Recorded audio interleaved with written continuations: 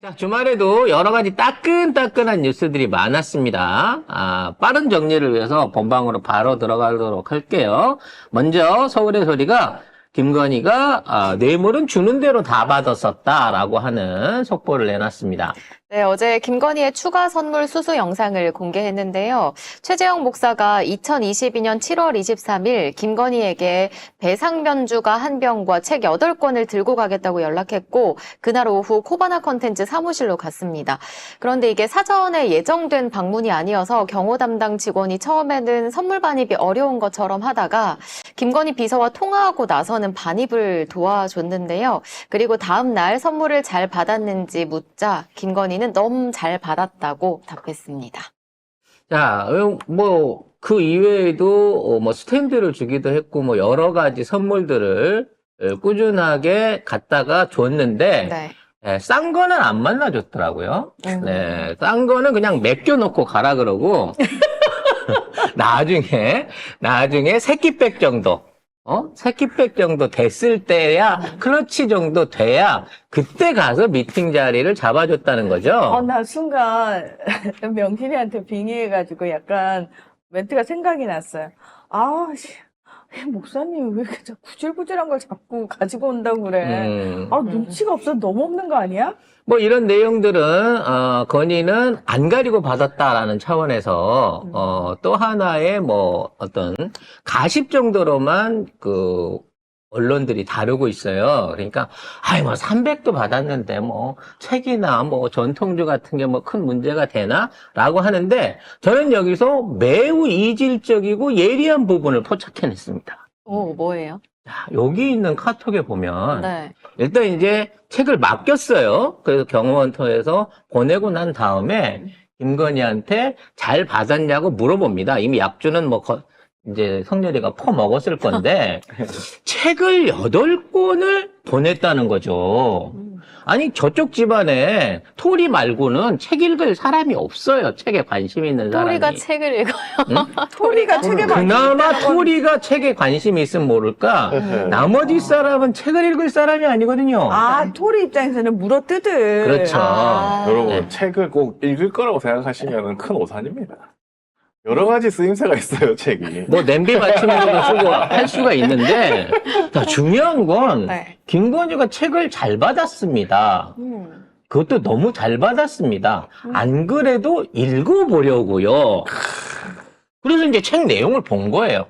이 뭐지? 야설인가? 하고 봤는데, 이게 최 목사님이 집필했던 그 통일 관련된 서적이었단 말이지. 네. 그럼, 응?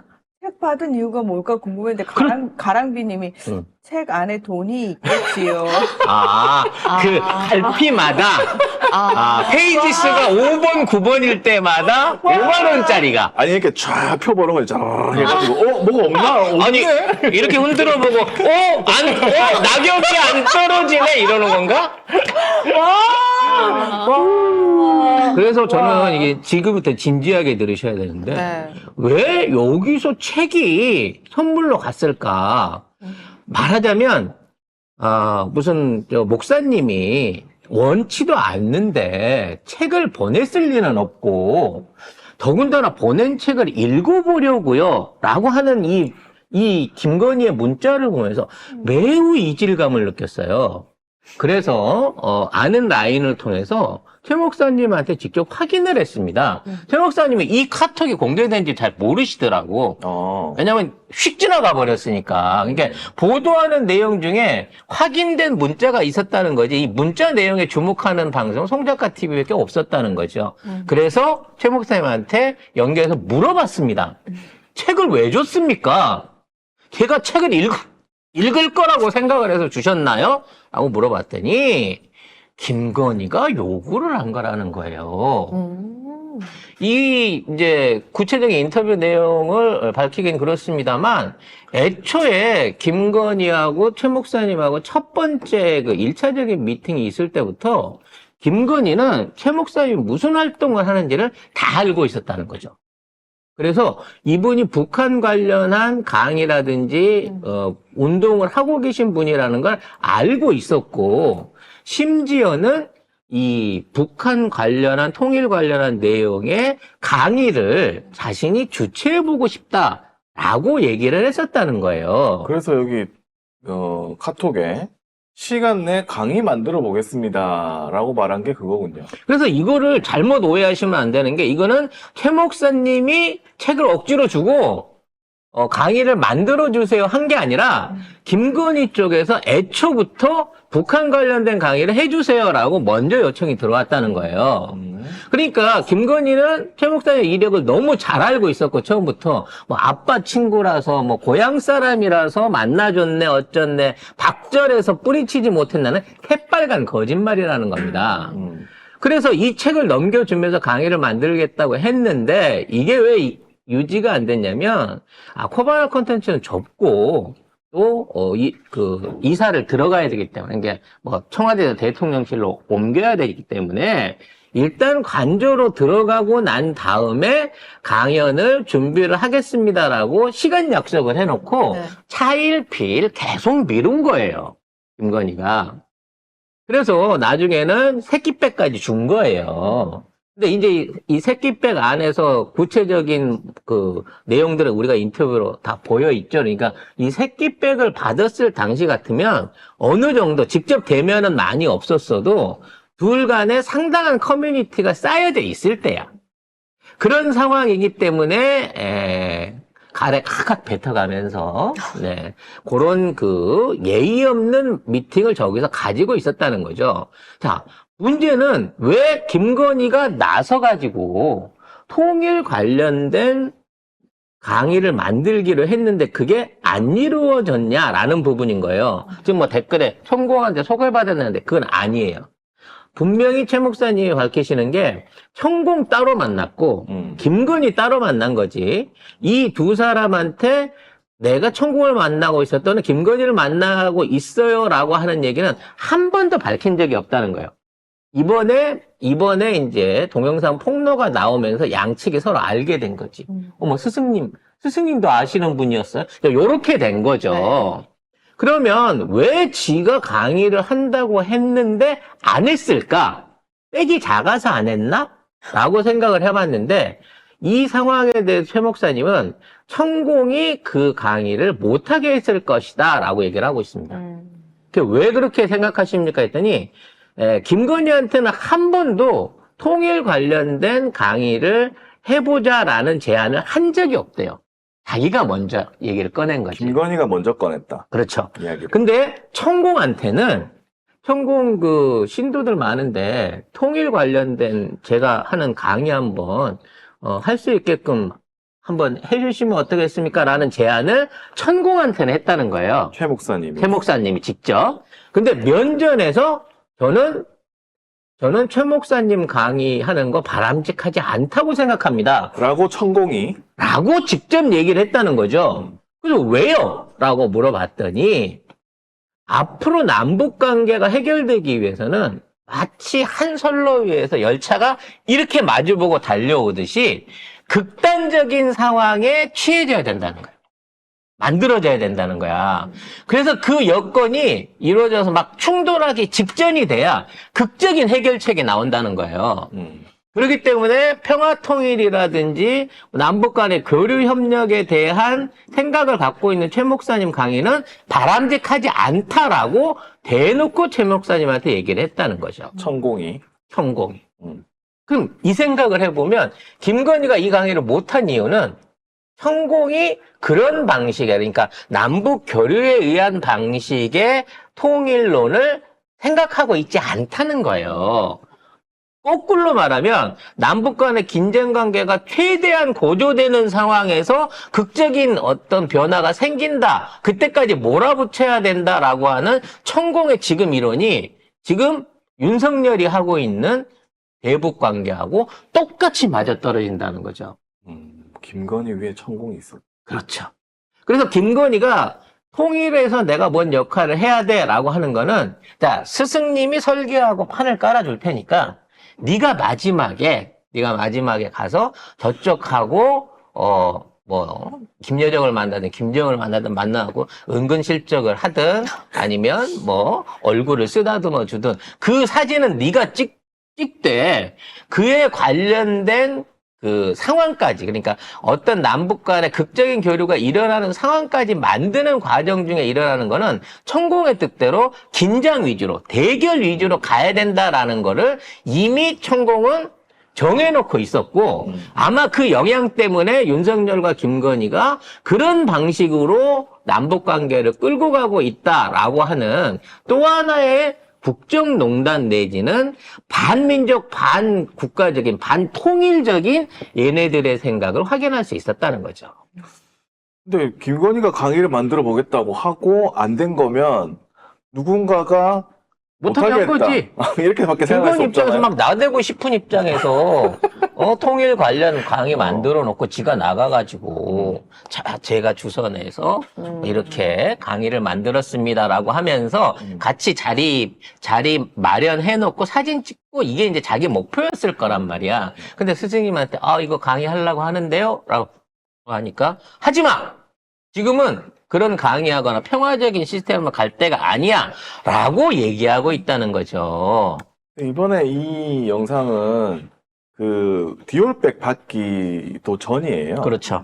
2달 전인 2022년 7월 23일이거든요. 그때 고급술하고 책을 들고 갔는데 코바나 콘텐츠 갔잖아요. 근데 처음에는 경호 담당 직원이 막 씁니다. 막 이거 안 된다 이런 식으로 막 하다가 그 김건희 비서랑 통화를 시켜줘요. 최재형 목사님이. 그러니까 그러면 알겠습니다 하고 코바나 콘텐츠 다시 그 보안 검색도로 안내를 해줘요. 이 사람이. 그래가지고 최재형 목사님이 이 용도에 대해서 검색대 용도에 물어보니까 물건 같은 스캔 다 하나 봐요. 그러니까 예 그렇습니다 이렇게 얘기를 하고 그 다음에 김건희가 잘 받았다고 답이 온 겁니다.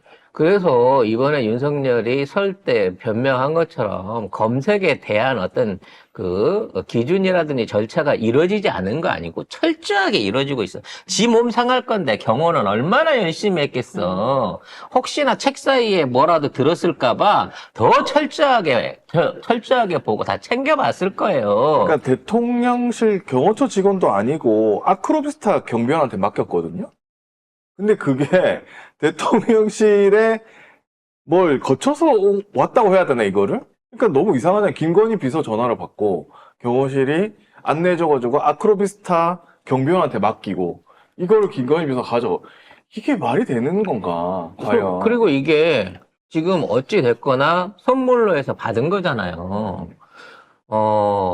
물론 저쪽 애들은 그냥 단순한 선물이라고 말할지 모르겠지만 단순한 선물도 금액이 넘어가면 안 돼요. 전통주 한 병, 저 사이즈 전통주 한 병에다 책 한 권에 15,000원씩만 따져 8건이면 12만 원이거든요. 네. 이거 당연히 김영란법 위반입니다. 아니, 그거 치면 그 전에, 그 다음은 저거였잖아. 무슨, 화장품. 180만원어치 화장품. 그게 맨 처음이지. 그 다음이 또 저기 디올백이었잖아요. 다 합치면 무조건 이거 가는 건데, 대통령실이 오늘 뭐라고 했냐. 이것은 공작 수위를 차근차근 높여온 방증이다. 야, 정말 애쓴다라고밖에 말할 수가 없는데, 제일 중요한 건, 아빠 친구라서, 박절하게 내치지 못했고, 물건을 투기했다라고 생각하는데, 이 안에 들어가는 물건들은, 사소한 물건들 같은 게 이렇게 철저하게 검색을 받고, 이게 넘어가는 단계가 나중에 회신이 비서한테 같은 경우에는 한 달 있다가 와요. 그럴 정도로 철저하게 관리되고 있는 게 맞아. 다만, 디올같이 이쁘고 사랑스럽고 귀여운 새끼들 같은 경우에는 이 절차가 필요 없는 거야. 일단 갖고 오세요. 바로 앞에서. 제가 실물 한번 보게, 우리 애기 얼굴 한번 영접하게 이러고 받은 거라니까. 그리고 분명히 그 동영상에 찍혀 있잖아. 그 밖에서 더 큰 백을 기다리고 있던, 더 큰 명품백을 들고 있던 사람들. 그럼 그 물건들도 다 받았다는 얘기 아니야, 결과적으로. 근데 이 공작이라는 게, 대통령실 말하는 공작이라는 게 북한의 공작이라는 소리예요? 그럼 계속 간첩하고, 이 김건희가 계속 연락을 주고받았다는 거잖아. 만나고. 이거 뭐야, 김건희 그럼 수사해야겠네. 아니, 간첩이 제안하는 강의를 만들어 보겠다고 했잖아. 이거는 뭐 이 정도면 이제, 국가보안법으로 그냥 수사해야지. 적성국에 대한 지지 찬양고 뭐 이걸 해갖고, 이건 바로 그냥, 보안법으로, 국가보안법 잡아 쳐넣어야죠, 이렇게 되면. 준 책도 보니까 제목이 이게 있어요. 내가 만난 김성주, 김일성. 그 책 제목입니다. 이런 책을 받아가지고, 읽어보려고요. 잘 보고 읽어본 다음에, 제가 강의도 만들게요 했던 사람 아니야. 큰일 났네. 종북으로 몰아, 종북으로. 빨갱이네, 빨갱이. 자, 이 사안이 단순하게 공작 수위를 높이는 게 아니라 김건희나 천공이나 윤석열이 도대체 얼마나 비선, 그러니까 천공에 의해서 좌지우지 되는지부터 시작해가지고 이 한반도 남북 관계를 어떻게 보고 있는지 등등을 전반적으로 다 알아볼 수 있게 하는 거예요. 이게 무슨 외교 전문가나 무슨 외교 고문이나 어떤 통일부나 이런 사람들을 어떤 그 배석해가지고 이런 사람들하고 어떤 프로젝트를 갖고 하는 것도 아니고 그냥 즉흥적인 거잖아요. 아니 근데 공작의 수위를 높였다고 하는데 그러면 우리가 흔히 이제 대북 문제 관련해가지고 저런 식으로 포섭을 당했다라고 표현하잖아요. 그래가지고 포섭 당한 사람들도 막 대대적으로 수배령 때리고 그냥 국가보안법도 같이 걸고 감첩으로 예, 가는 거예요. 그냥. 간첩이잖아. 그냥. 어쨌든 공작 수위를 저쪽에서 높였다는 건 무슨 얘기다?